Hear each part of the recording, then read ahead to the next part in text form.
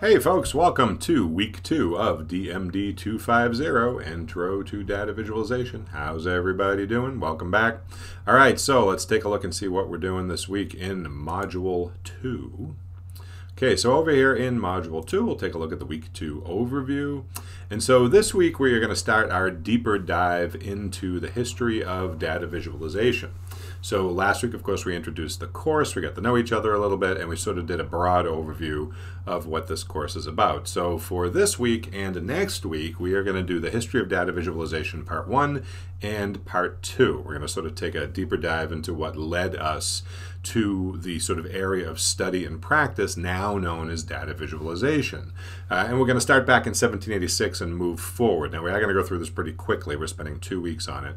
And this ties directly into our first project, which is Project 2, Research and Inquiry. Now, I know I just said it's our first project, and it's Project 2, so you're probably thinking, what happened to Project 1? There's a reason why they're numbered this way. You'll see in a little bit, so don't worry about it too much. But this is officially our first project. This is a Research and Inquiry project where you are going to choose an area of the data visualization history that we're going to cover over the next 2 weeks, and you're going to dive even deeper into that and do a Research and Inquiry project for that. So we'll see when we get there. So these are the major people we're going to cover this week. We'll get that out in about 2 seconds. You can download the handout for yourself, the presentation for yourself right here, History of Data Visualization Part 1, so you can follow along and have it to reference. And we'll go from there. And then we'll take a look at the Research and Inquiry project handout itself in a minute. All right, so let's dive into part 1 of the history. We'll start right here. So this is the full timeline overview, and you can see that it's broken down into 2 sections. The bolded part at the top is what we're going to cover this week. Part 2 we're going to cover next week, but here's the overview, 1786 to 1968. So let's get rolling on this. Okay, so the first person we want to talk about is William Playfair. So William Playfair, who was around from 1759 to 1823, is a Scottish gentleman. He was an engineer and political economist, and he really is known for his innovations in the presentation of quantitative information by means of graphs and charts. He invented the time series graph, the line chart, the bar chart, and of course the pie chart.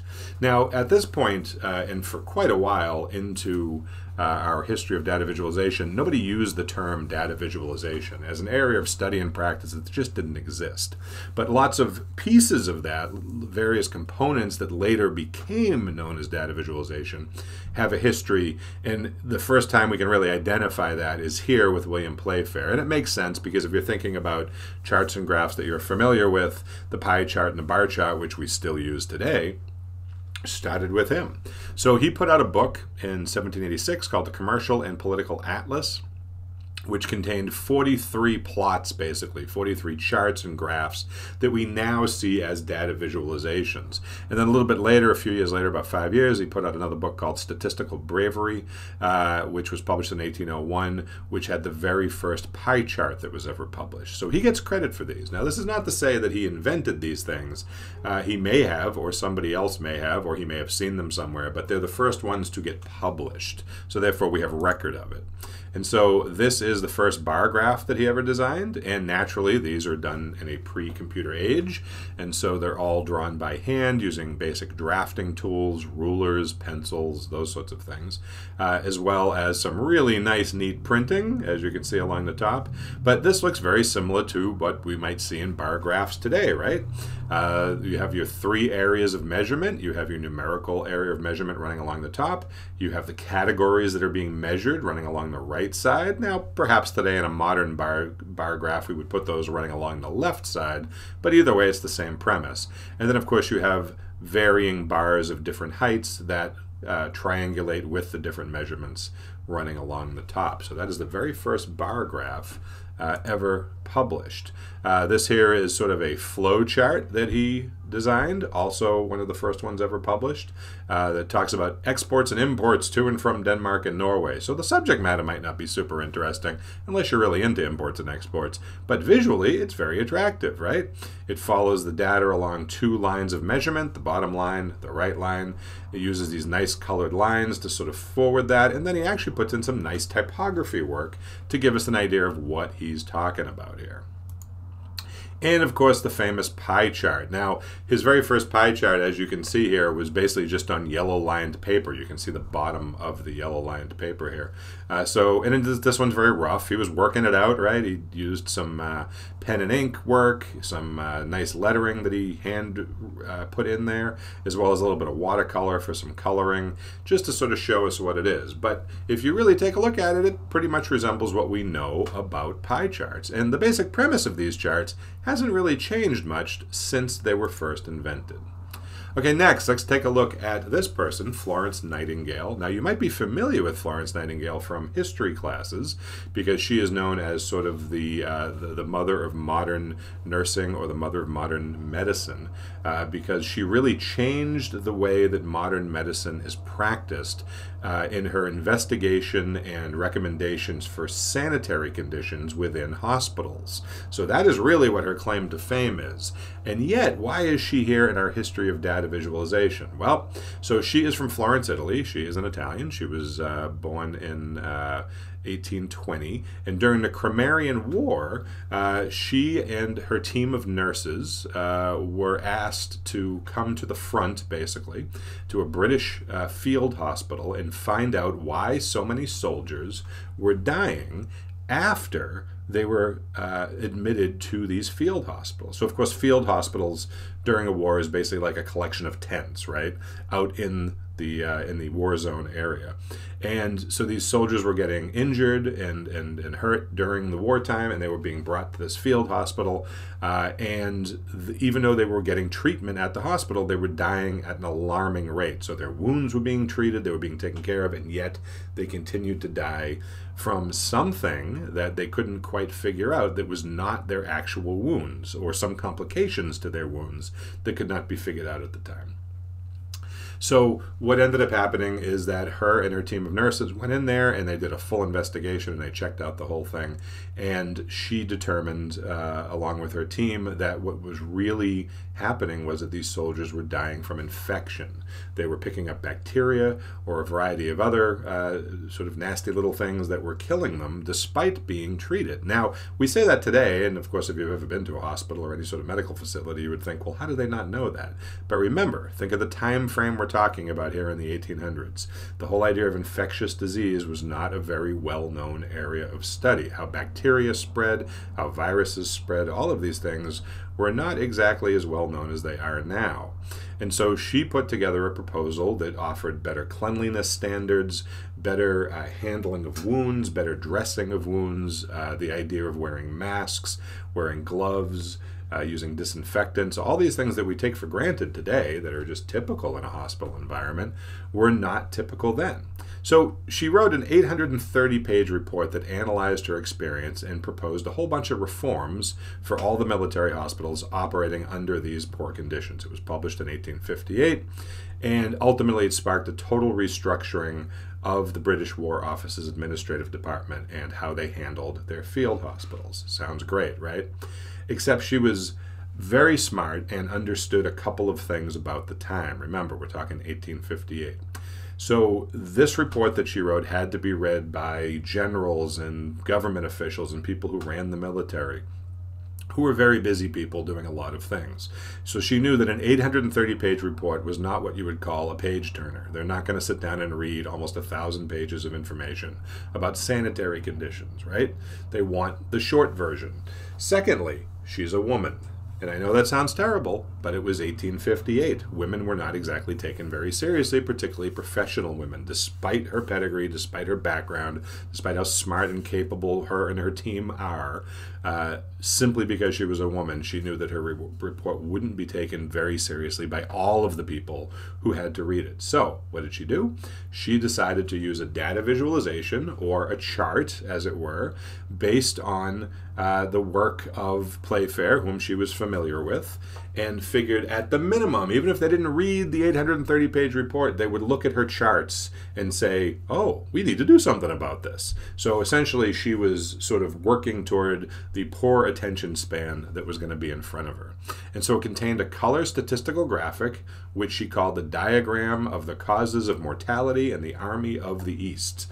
It is what's known as a rose diagram. It became known as a rose diagram, and she invented it. And so let's take a look at what it looked like. This was her rose diagram. Now, it's sort of a combination of a pie chart and a bar graph, because it not only shows segmented slivers of information, but it also shows the depth of those, right? The different lengths show the severity of them. Now, you know, she put some typography in here and she wrote a little paragraph about what it's about.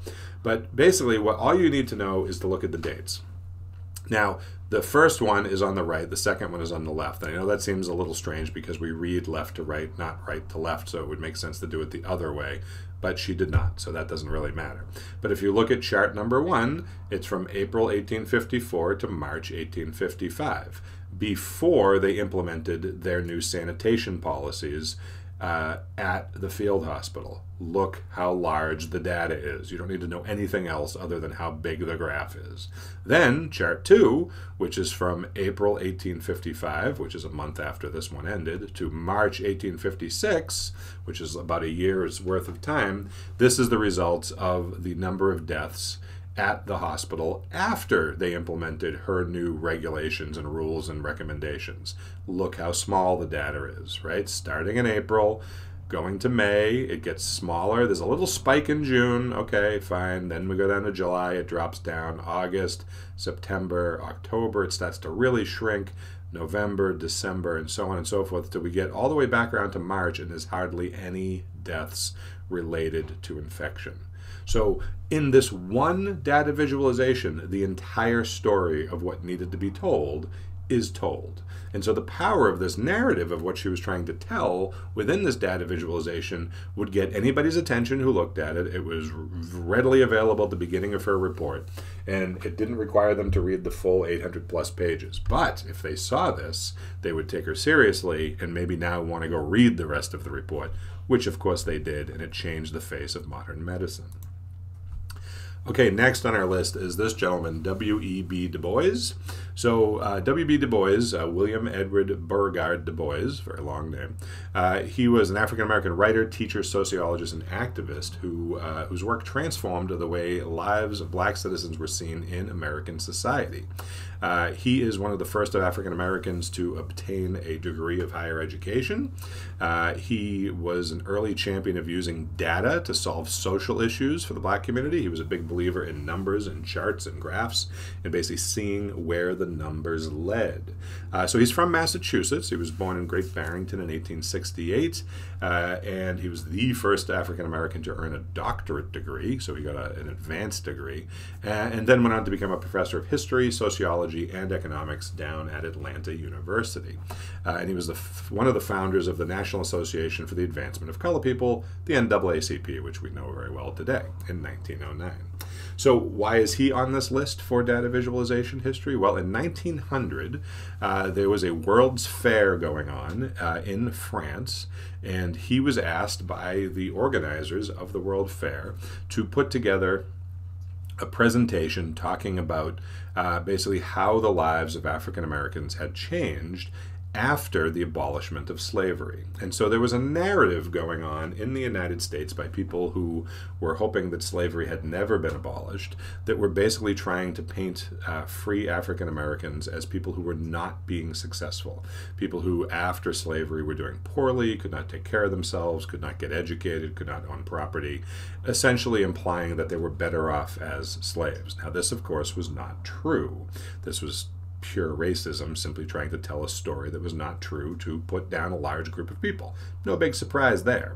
Well, the problem was that a lot of people started to believe this false narrative, this fake amount of information, as it were. And so during the World Fair, they put together one of the expositions, which was put together, was the Exposition de Negres de America. My French is terrible, don't beat me up about it. And so part of that was they asked Du Bois and his students to put together a series of charts, graphs, photographs, and writings that could use data to tell the actual story of what was happening with African Americans after the abolishment of slavery. And so his exhibit actually won the bronze medal at the exposition. It got the attention of many Europeans who went to the World Fair. And it sort of changed the narrative of what was being believed about what was happening in the United States with African Americans. And so here was the display that was put together at the World Fair. This was their actual exhibit. And you can see that there's a number of photographs up top here. There are these sort of folding frames that flip on a hinge so you can see artifacts and other information. But right down here at the third level down, there are all these data visualizations. There's many of them up here as well, but they're all the way around here. And these sort of hand-drawn charts and graphs were meant to, much like what Florence Nightingale did, tell a very complex story in a very simple manner that's easily understood and that people would want to learn more about because they found it visually interesting. And then, of course, if they found those interesting, down below there was a whole number of books and photo albums that they could then dive deeper into. And so here's one of the plates that he and his students made. And you can see by looking at it that he used a lot of hand-drawn drafting tools that was normally used for things like architecture and making blueprints at the time, plus paints and other types of colors. So a lot of these letters are done using letter templates, where you sort of hold down the letter template, you trace out the letter, and then you move on to the next letter. And it's using Playfair's pie chart and a whole lot of other text information, including maps. Maps are a form of data visualization, right? It shows us a abstracted version of what an actual piece of geography looks like. So maps get included in the world of data visualization. Here's another example of one of the charts that was in the exhibit that Du Bois and his students created. Here's another one, sort of an exploded pie chart. This is my favorite one because it uses mixed media. What I like about this is that it's a type of bar chart with a flow line built into it, but then up at the top here we have some photographs that are pasted on, some really nice type work, and then we even have sort of a little gold painted emblem. So this is really sort of a nice presentation of what can be done. Now, just so you know, a book about Du Bois and all of the work that he and his students did is available in our library. It is part of our recommended reading for the class. If you are interested in this, I absolutely suggest you check out the book. It's a great book, and it has reproductions of all of the charts and graphs that were made for the exhibit. Okay, next we're going to jump over and take a look at Russian constructivism. Now, Russian constructivism was an artistic movement that was happening in the early 1900s and really has no direct connection to data visualization. So why are we talking about it? Well, because modern data visualization, aside from its ability to tell stories and show complex data in an eye-catching and interesting way, utilizes a number of visual vocabulary items, from geometric shapes to use of flat color, to use of symbols, to use of certain typographic choices. And all of those visual vocabulary items come from different artistic movements over time, particularly around the early 1900s. There was a lot of influence from that. So the first one we're going to look at is Russian constructivism. Now, Russian constructivism began after World War I. And is related to the development of Russian futurism. The term itself would be invented by actually the sculptors of the time, these two brothers, Antoine Pevsner and Noam Gabo, who developed an industrial angular style of work that was very geometric in nature, right? And so when I show you some examples of Russian constructivism, these are the two brothers, by the way, when I show you an example of it, you'll recognize this as being the art form for early Russian propaganda. So if you took a political science class or you learned about Russian history, you know that there is a whole history of them creating propaganda artwork, flyers, leaflets, posters, all sorts of things that were talking about a variety of political subjects. And the style that these were designed in is Russian constructivism. So the thing we want to notice is sort of the geometric shapes, the angular nature of everything, the flat use of color, the sort of bold sans serif fonts that are used, and then the juxtaposition of sort of illustration or monoprint work here as well, not to mention a very limited color palette.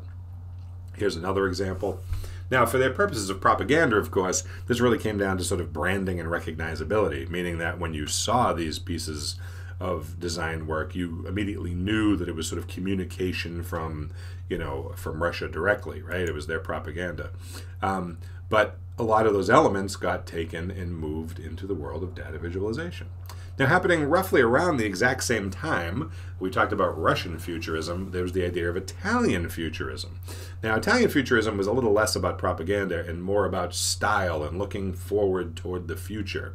It was an artistic and social movement that originated in Italy in the early 20th century, and the folks that really sort of championed Italian futurism were big into speed and technology and youth and violence and sort of like what was going to happen in the future. They were big fans of the newly created automobiles and airplanes and industrialized cities, really sort of looking forward to like the metropolises of the future. These guys would have loved, Dubai or what New York City looks like today. They really glorified the idea of modernity and aimed to liberate Italy from its weight of the past. Now, it's funny because in the United States, we're not a particularly old country, only been around a few hundred years. And so our history is pretty recent, and so it's a little easier for us as a society to look forward toward the future. We don't have so much history behind us. But if you think about a lot of European countries, Italy, Greece, and so on, their history dates back thousands and thousands of years, and a lot of people really cherish that history. So it makes it difficult for younger generations to want to sort of look forward. And so these guys were really pushing that. So these are what you would call sort of the people who began the Italian futurism. These guys here, Filippo Tommaso Marinetti, Umberto Boccione, Carlo Cara, Gino Severini, Giacomo Balla, and Luigi Russolo. All very well-dressed gentlemen on top of it all. Now let's look at an example of some Italian futurism in terms of the artwork. Again, similar to the Russian constructivism, there's a lot of angular shapes and geometric shapes, right? It's a little more painterly, right? A little less flat color, and it really isn't about propaganda. This is more about sort of aspirational images, right? Here's another one of sort of a city of the future. Cities like this didn't exactly exist at that time in the early 1900s. Skyscrapers were still a new thing, so a city of this scope didn't exist yet, but this was them, one of their painters, imagining what would a city of the future look like. Notice the high-speed jet rocket running right through the middle of the city here, the high-speed train running along, these really modernistic looking shapes and buildings, and of course the giant dirigible running along the top. Blimps, of course, did not really become part of our actual future for a variety of reasons, but we do have rocket ships and high-speed trains. Okay, next we're going to look at another artistic movement, again in the early 1900s, all happening at the same time. So Russian constructivism, Italian futurism, and this one, known as De Style, all happened in the early 1900s. So the world was really, as a whole, sort of looking toward new ways of thinking about things. So this is a Dutch style, and of course it's called The Style. De Style is Dutch for the style. It's sometimes called neoplasticism, but I think that's a little too funky of a name. I actually prefer just De Style for it. But neoplasticism is interesting, I guess. It was a Dutch artistic movement founded in 1917, and it encompassed art, architecture, and furniture design, and was a very simplistic and limited visual vocabulary. Right here below the explanation is an example of it, and it used a very limited color palette, right? Red, blue, yellow, black, white, that's it. A lot of thick black lines, a lot of white negative space. Here's another example of a painting done in this style. And here's some examples of other items done in that style. We have some architecture. We have a piece of printed graphic. We have a piece of furniture. Even a cartoon looking at the idea of this style. So, this is an artistic movement that clearly had a very limited scope. It was what you would call a niche artistic movement, right? But what data visualization brought took from De Style was similar to what it took from those other artistic movements, right? It took pieces of its visual vocabulary and ended up using it later on in what we now call data visualization. So De Style is just as important in the visual development of data visualization as the Italian futurism as the Russian constructivism. So all three of those together sort of combines to, really be a place where visual ideas were drawn from. Okay, so if you want to learn more about the brief history of data visualization, at the end of this handout, which you can download, there is a YouTube video that goes over it from a slightly different perspective, so you can certainly check that out as well. And like I said, next week we will dive into part 2 of our history of data visualization, which picks up in 1919 with the founding of the Bauhaus.